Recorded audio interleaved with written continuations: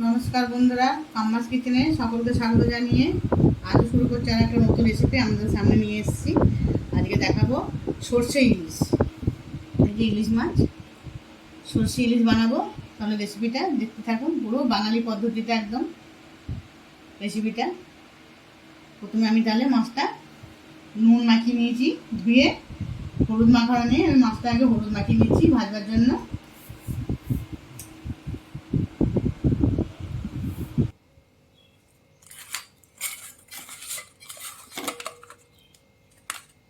মাছটা খুব ভালো রে, মাছটা গঙ্গার না, একদম গঙ্গার ইলিশ।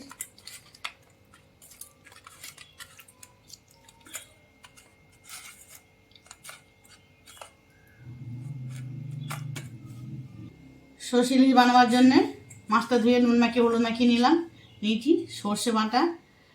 আমি কীভাবে এটা দেবো দেখতে থাকতে হবে রেসিপিটা, তাহলে বুঝতে পারবেন। আর নিয়েছি টমেটো আর চেরা কাঁচা লঙ্কা। তাহলে চলুন রান্নাটা প্রথম থেকে শেষ পর্যন্ত দেখার অনুরোধ রইল, ভিডিওটা স্কিপ না করে। দিয়ে দিচ্ছি কড়াইতে সর্ষে তেল মাছ ভাজার জন্য।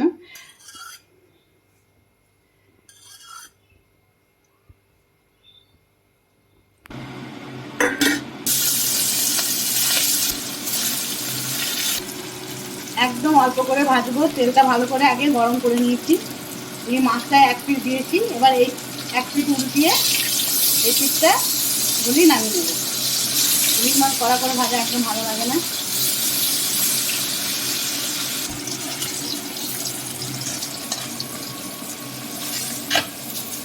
এই যে আমি এইভাবে ভেজে নিয়েছি, শুধু তেলটা গরম হলে এ পিঠ আর ও পিঠ।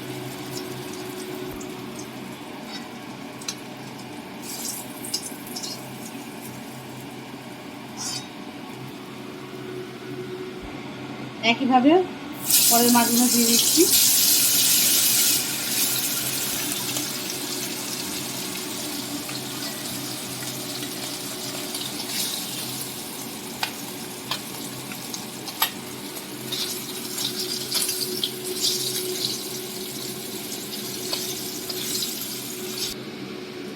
আমি একে একে মাছগুলো এভাবে ভেজে নিলাম। এবার ভাজবো মাছের মাথা।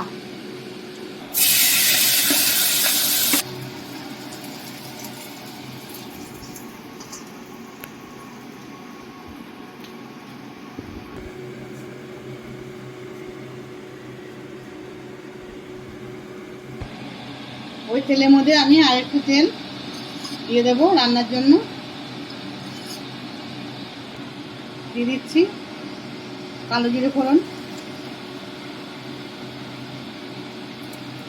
চেরা কাঁচা লঙ্কা, দিয়ে দিচ্ছি কেটে রাখা টমেটো,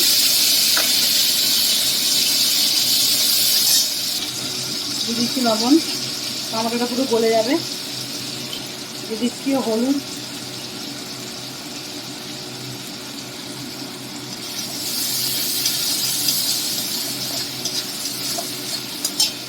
টমেটোটা নরম হওয়ার জন্য আমি একটু চাপা দিয়ে দিচ্ছি। সরষেটা আমি বাটাটা রেডি করে নিচ্ছি।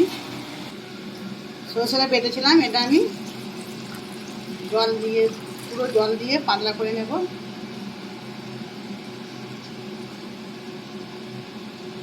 জল দিয়ে পুরো রেডি করে নিলাম। ওদিকে আমার সরষেটা রেডি করতে করতে টমেটোটা নরম হয়ে গেছে। পুরো টমেটোটা গলে গেছে। কাঁচা লঙ্কা, টমেটো, নুন, হলুদ একসঙ্গে ভালো করে আমি নেড়ে নিয়েছি। টমেটো কাঁচা গন্ধটা চলে গেছে, যে এরকম করে দিয়েছি। এবার আমি সরষেটা রেডি করা আছে, ওটা আমি এবার দিয়ে দেবো। আমি এটা আস্তে আস্তে এবার ঢালবো। আমি এটা ছাঁকবো না, আপনারা চাইলে এটা ছেঁকে দিতে পারেন। আমি আস্তে আস্তে এভাবে বাটিটা একটু টেলে টেলে দিয়ে দেবো।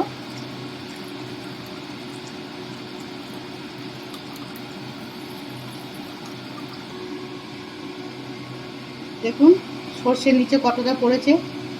ফাঁকি এগুলো খেলে অম্বল করে, অম্বল হয় খুব। সেই জন্য সর্ষে বাটা এইভাবে তেলে দিলে পরে ভালো লাগে খেতে। আর এই কালোগুলো পুরো বাদ চলে যায় এবং কতটা জমেছে। ঝোলটা দেখতে কত পরিষ্কার লাগছে।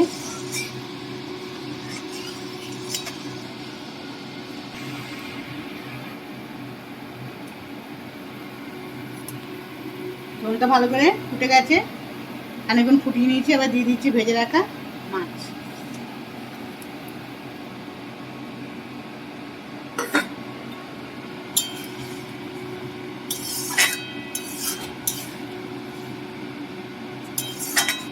মিনিট 5 ঢাকা দিয়ে দিচ্ছি। ফুটে উঠুক একটু আস্তে আস্তে, একদম কমিয়ে দেবো। যত ফুটবে তত সর্ষে ঝোলটা খেতে টেস্ট হবে। 5 মিনিট পর আমাদের সামনে আবার ফিরে আসছি। ফিরে এলাম 5 মিনিট পর। দেখুন ঝোলটা কি সুন্দর ফুটছে, মাছগুলো পুরো সেদ্ধ হয়ে গেছে, একদম খুব ভালো সেদ্ধ হয়েছে মাছগুলো।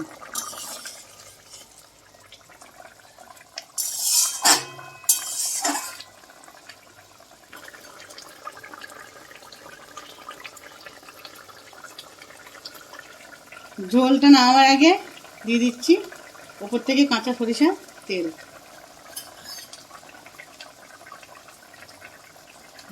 এই সর্ষের তেলটা আলাদা স্বাদ নিয়ে আসবে, আরো দ্বিগুণ স্বাদ বাড়িয়ে দেবে ইলিশ মাছের ঝালে, সর্ষে ইলিশে।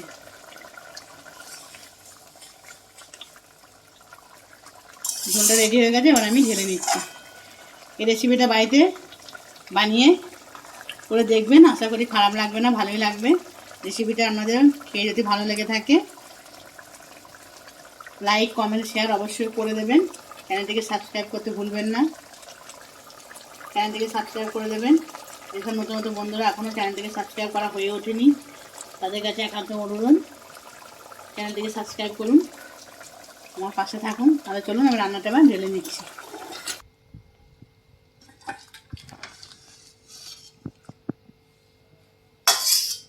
তাহলে আজকের রেসিপিটা এই পর্যন্ত।